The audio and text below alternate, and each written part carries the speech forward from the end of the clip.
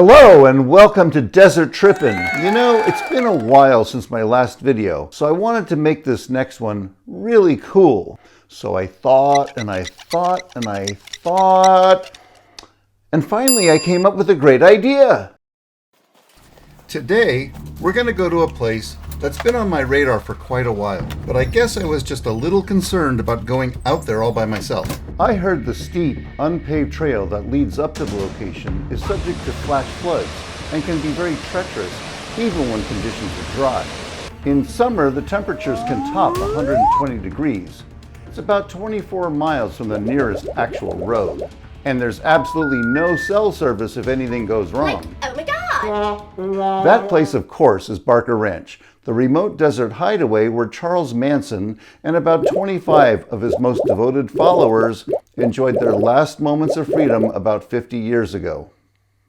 In case you don't know who Charlie Manson was, he was the criminal mastermind behind at least 9 savage murders that took place in Los Angeles between July 25th and August 26th, 1969. And those are just the ones we know about.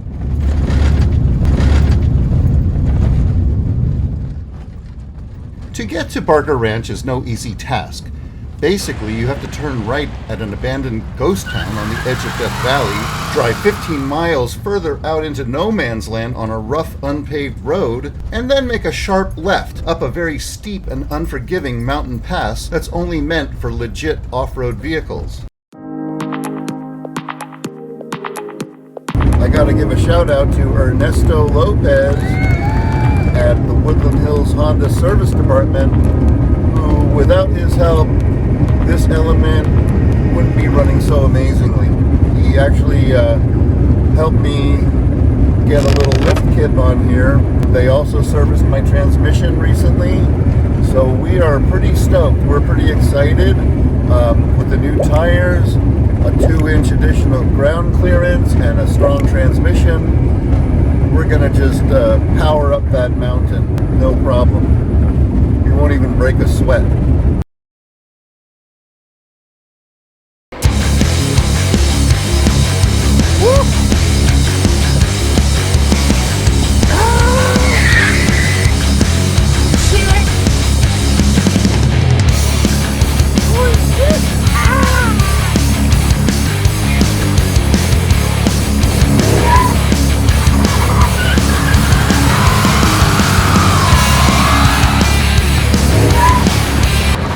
Okay, people, we made it!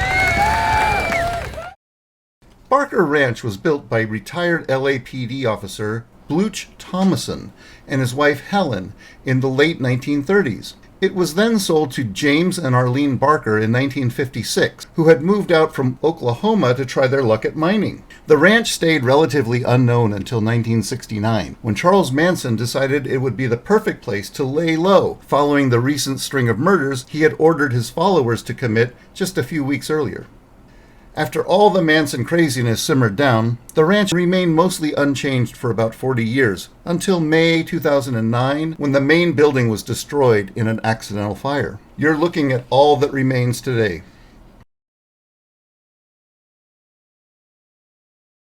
The inside of the main cabin wasn't very big at all, just one main open area with a kitchen and a dining area over there. A little breakfast nook right here, and a nice rock fireplace over there. This arched nook was once a cozy little library. And the one bedroom was right down here, not very big at all. So there's no way the entire Manson family could have all fit in here. So most of them stayed up here, just behind the cabin, along this dirt wash. Apparently Manson was becoming more and more paranoid, and his actions were becoming more and more erratic as he started to feel the walls closing in on him. So he instructed his family of followers to stay up here in the canyon, sleeping by day and conducting their business by night. Here's the remnants of an old mattress right here. There's a ton of old mattresses, apparently. Here's a little mattress spring right here. And they're all over the place, up and down here.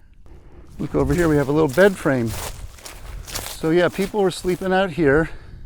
And during the final weeks, A lot of crazy shit allegedly went on out here. In fact, they're still looking for at least 3 more bodies. There are potentially 5 bodies at least buried behind the ranch in different locations. Susan Atkins once boasted that up to 3 dozen people had been offed and buried in and around the area. Supposedly, one night Charlie and Tex walked off with a girl to teach her a lesson about running away. A little while later, they came back with only an earlobe and a finger. And according to some accounts, a human breast. Now call me crazy. I don't know. What kind of bone is that? Ew. Is it human? I don't know. Is it creepy? For sure.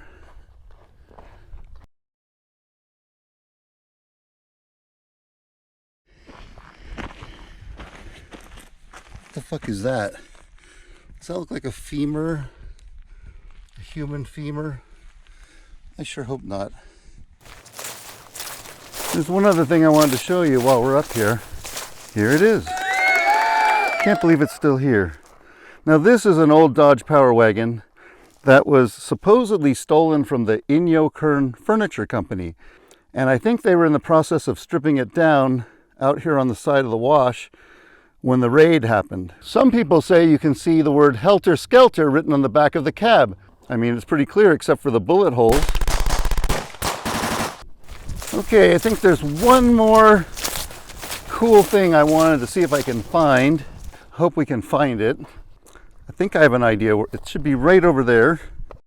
Yay, we found it! So this is the Barker Ranch Junkyard, where Charlie and his crew stashed a whole bunch of stolen cars when they were done with them. Okay, we have a really rare body type of a Jeep here.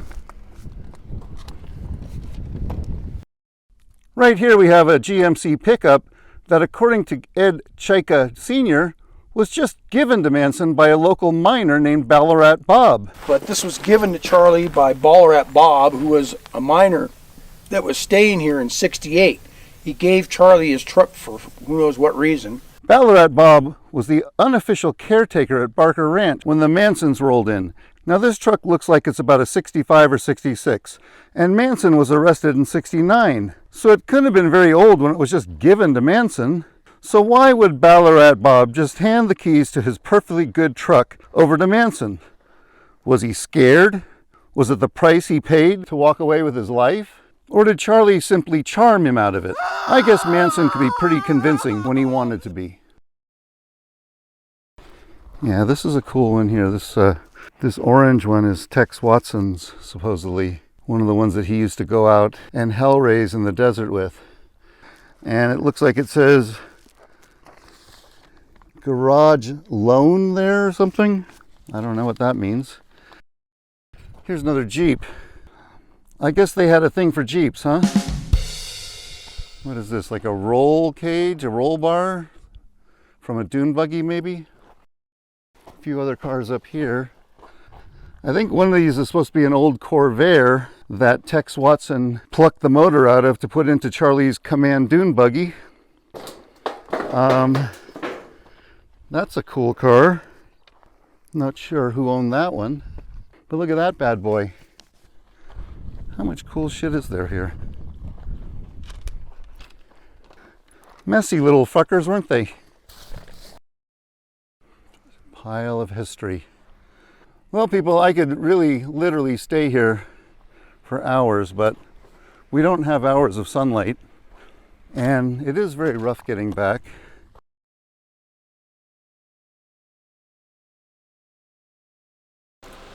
Okay, people, I think we've pretty much seen all the cool stuff there is to see up here. At any rate, I hope you enjoyed this video. If you did, please like, share, subscribe, do all the things you normally do. This is Joe Bowie, DesertTrippin, reporting to you live from Charles Manson's Desert Hideaway. Over and out in 3, 2, 1!